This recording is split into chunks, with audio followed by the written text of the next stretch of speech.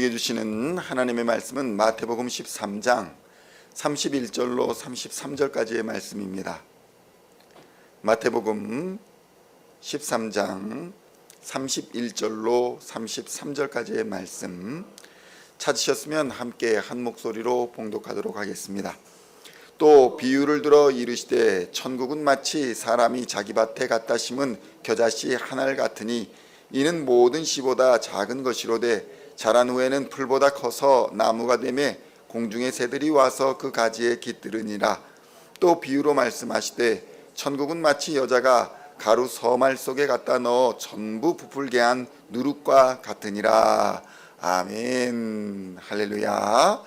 오늘은 마태복음 13장 31절로 33절까지의 말씀을 본문으로 겨자씨와 누룩이라는 제목으로 은혜의 말씀을 함께 나누고자 합니다. 성도 여러분, 예수님께서는 말씀을 전하실 때 비유로서 말씀을 하신 경우가 매우 많았습니다. 비유로 말씀을 하시게 되면 좀 더 이해가 쉽게 되는 경우도 있지만 때로는 비유 때문에 오해가 되는 경우도 있습니다. 사실 비유를 통해 말씀을 이해하기 위해서는 예수님 당시의 이스라엘 상황을 조금 더 이해할 필요가 있습니다. 오늘 본문에서 말씀하는 겨자씨와 누룩이 바로 그 대표적인 예가 될 수 있습니다. 겨자씨와 누룩은 흔히 작은 것이 큰 것이 된다라는 관점에서 이해되어 왔습니다.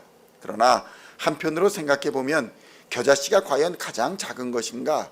그렇지는 않습니다. 겨자씨가 가장 작은 씨앗은 아닐 뿐만 아니라 작은 것이 큰 것이 된다라는 것은 어쩌면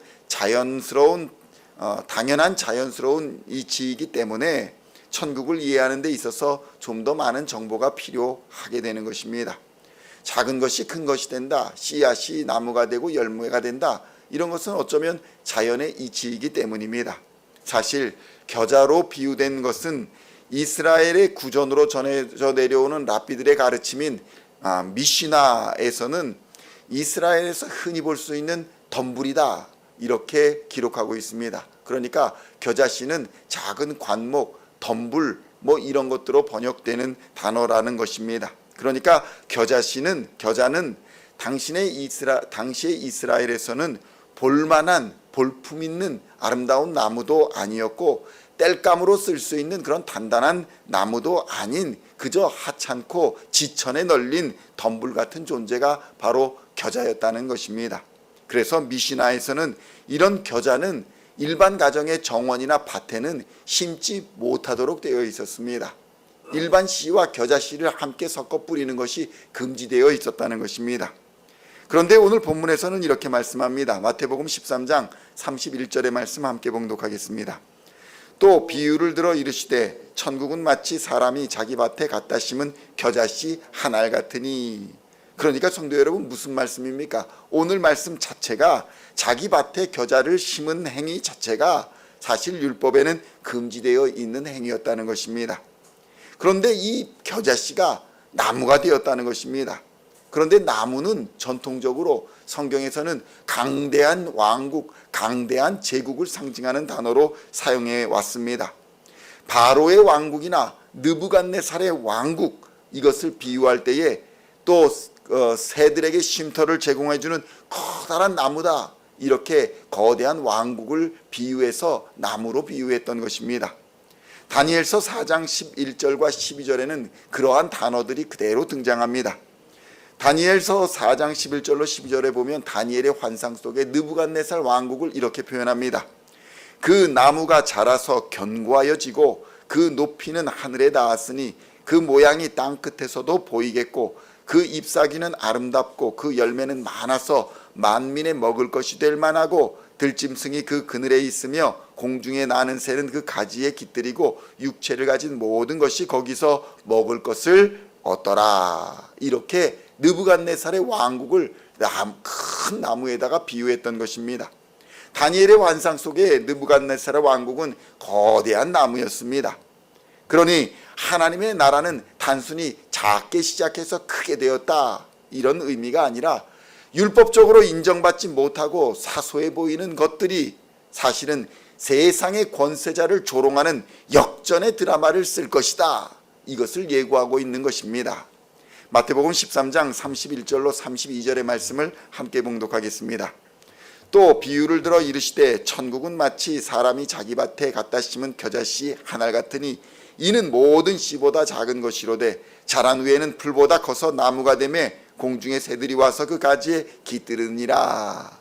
그러니까 이전의 말씀과 비교해 보면 그래 하나님 나라는 겨자씨같이 지천에 늘린 볼품없어 보이는 것이지만 세상을 조롱하는 거대한 왕국이 거기서 임할 것이다, 이렇게 말씀하는 것입니다.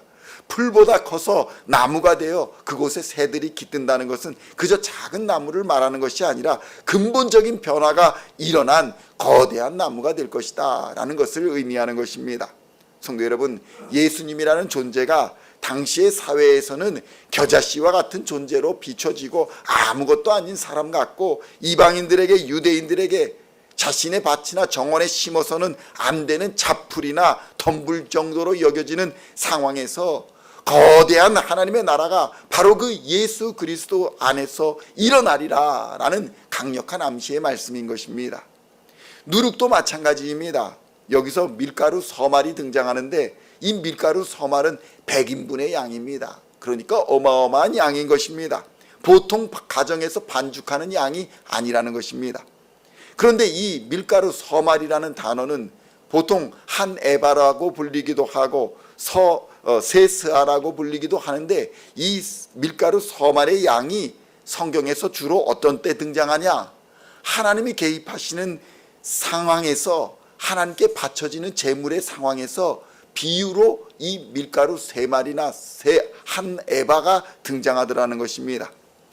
기드온이 하나님의 사자를 대접한 이야기가 사사기에 이렇게 등장합니다. 사사기 6장 19절로 20절에 보면 이런 말이 등장합니다. 기드온이 가서 염소 새끼 하나를 준비하고 가루 한 에바, 그러니까 서말을 가지고 무교병을 만들고 고기를 소쿠리에 담고 국을 양푼에 담아 상수리 나무 아래 그에게로 가져다 드리매. 상수리 나무 아래 누가 있었습니까?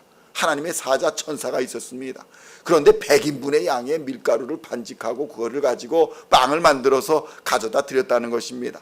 하나님의 사자가 그에게 이르되 고기와 무교병을 가져다가 이 바위 위에 놓고 국을 부으라 하니 기드온이 그대로 하니라 라는 말씀이 사사기에 등장하는 것입니다. 뿐만 아닙니다. 한나라는 인물이 하나님의 성전에 바치기 위해서 서말에 해당하는 한 에바로 빵을 만들어 바쳤다라는 기록도 존재하며 아브라함이 하나님의 세 사자를 대접하기 위해 세스아의 양으로 빵을 구웠다라는 기록이 있습니다. 그러니까 서말, 세스아, 한 에바라는 양은 단순히 많다가 아니라 하나님께 완전히 바쳐지는 제물의 양을 상징하는 것입니다. 이렇게 생각하고 다시 예수님의 비유를 읽어보면 의미가 사뭇 다르게 와닿는 것입니다. 마태복음 13장 33절의 말씀을 함께 봉독하겠습니다. 또 비유로 말씀하시되 천국은 마치 여자가 가루 서말 속에 갖다 넣어 전부 부풀게 한 누룩과 같으니라. 아멘. 성도 여러분, 누룩이 작지만 이 서말의 양 100인분의 밀가루 반죽을 모두 부풀게 하여서 결국 하나님의 전에 온전히 바쳐지게 되었다고 하는 것입니다. 그러니까 결국 당시 예수님의 말씀이 누룩과 같이 별 주목을 받지 못하는 것 같아 보여도 하나님 나라에 온전히 바쳐지는 양식이 되기에 충분하다라는 것을 우리에게 가르쳐주고 있는 것입니다. 성도 여러분, 하나님의 기적적인 역사는 지금 변변하게 보이지 않고 그리고 하찮게 보이는 것들, 그런 사람들, 그런 상황들 속에 활동하고 있다는 것입니다. 그런 변변치 않아 보이는 것들이 대역전극의 주인공이 될 수 있는 것은 바로 겨자씨와 또 누룩과 같은 예수님의 말씀으로 말미암아 거대한 나무가 되고 100인분의 빵이 되어 하나님의 나라가 그 속에서 이루어질 것임을 우리에게 가르쳐주고 있는 것입니다. 그래서 우리는 지금의 변변찮은 상황들에 대해서, 변변찮다고 생각하는 우리의 모습들에 대해서 염려하거나 걱정하거나 두려워할 필요가 없다는 것입니다. 자녀들에 대하여, 교회에 대하여, 또 우리 직장과 사업에 대하여 두려워하거나 걱정하거나 염려할 필요가 전혀 없는 것입니다. 하나님의 말씀이 심겨지는 곳에는 결국 하나님의 나라가 거대한 나무처럼 임재하게 될 것이기 때문인 것입니다. 고린도전서 1장 27절로 29절에 보면 이렇게 말씀합니다. 그러나 하나님께서 세상에 미련한 것들을 택하사 지혜 있는 것들을 부끄럽게 하려 하시고 세상에 약한 것들을 택하사 강한 것들을 부끄럽게 하려 하시며 하나님께서 세상에 천한 것들과 멸시받는 것들과 없는 것들을 택하사 있는 것들을 폐하려 하시나니 이는 아무 육체도 하나님 앞에서 자랑하지 못하게 하려 하심이라. 아멘. 그러므로 우리는 오직 예수 그리스도 성령 하나님만 자랑해야 할 줄로 믿습니다. 겨자씨와 누룩과 같은 하나님의 말씀, 예수 그리스도의 십자가에 감추어진 하나님의 나라의 비밀을 발견하시기를 우리 주님의 이름으로 축원드립니다. 우리의 삶 속에서 사소하고 아주 작은 일 속에 임재하시는 하나님의 역사를 깨달으시고 오늘 우리에게 주어진 시간과 환경 속에서 하나님을 사랑하는 예배자로, 이웃을 사랑하는 전도자로 예수 그리스도의 십자가 복음을 의지하여 담대한 믿음으로 살 때에 하나님께서는 세상에 강한 것들을 부끄럽게 하시는 놀라운 역전의 역사로 하나님께 영광 돌리는 강력한 기쁨을 우리에게 주시는 줄로 믿습니다. 천국은 우리에게 그렇게 임하여 우리로 말미암아 하나님 앞에 온전히 드려지게 할 것이며 영원한 생명과 영광의 면류관을 얻게 하여 주실 것입니다. 그러므로 오늘도 이러한 천국의 비밀이신 예수 그리스도를 소유한 자들로 믿음의 선한 싸움을 싸우고 세상의 것들을 넉넉히 이기는 우리 시온의 모든 성도님들 다 되시기를 우리 주 예수님의 이름으로 간절히 축원드립니다. 기도하시겠습니다. 하나님 아버지 감사합니다. 겨자씨와 누룩의 비유에 감추어진 하나님 나라의 비밀을 발견하게 하시니 감사합니다.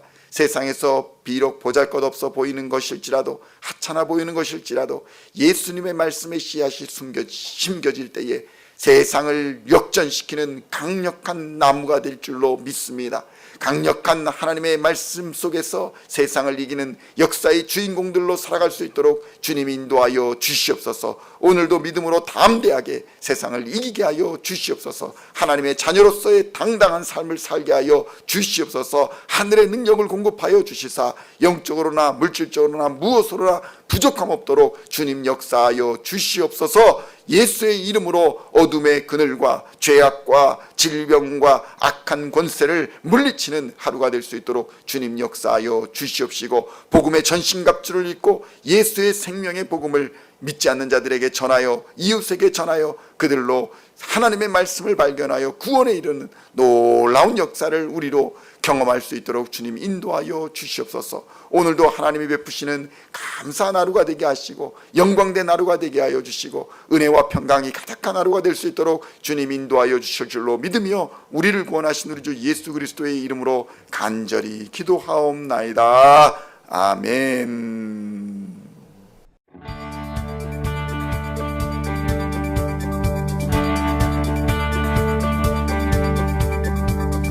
Singing songs of thy praise, we are coming to you, dancing before